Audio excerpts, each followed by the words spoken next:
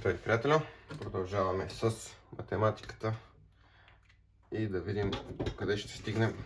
Предния път стигнахме до какво сме решавали, деление на дроби и взехме свойството за реципрочност. Сме стигнали до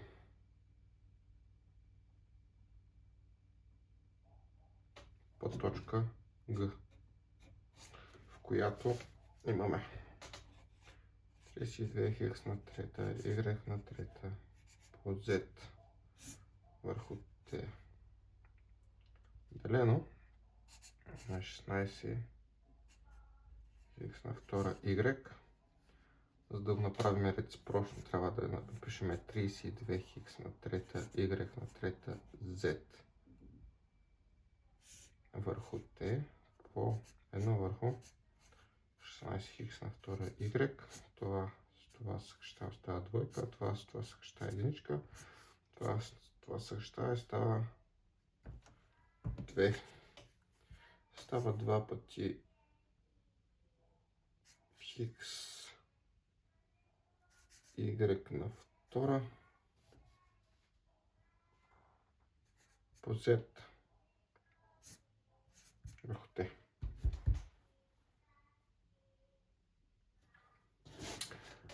Да, подточка.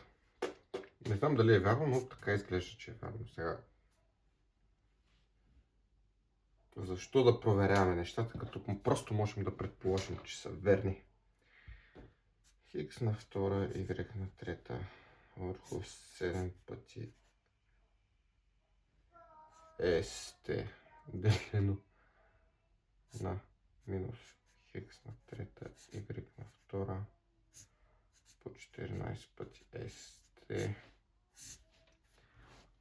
Това нещо го записаме като хикс на втора, y на трета върху 7 пъти st по минус 14 st върху хикс на трета, y на втора. Това става хикс на първа, това става y на първа. st и st съкръщава 14 на 7, тук става 2. И отговора излиза, че y по минус 2 върху хикс, който трябва на минус пъти y хикс. Така. И продължаваме або 26-та страница. Последната задача е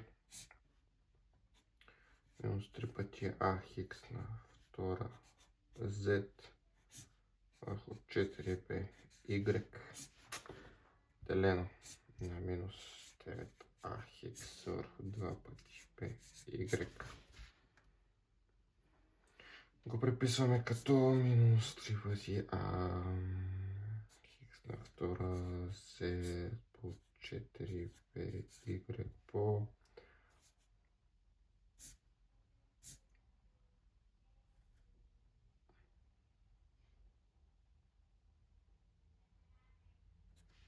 минус by върху 9 пъти а хикс. Това с това се съкръщава.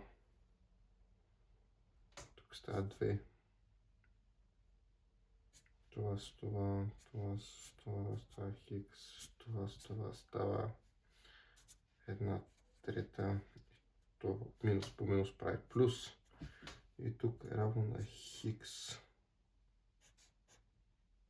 z върху 6.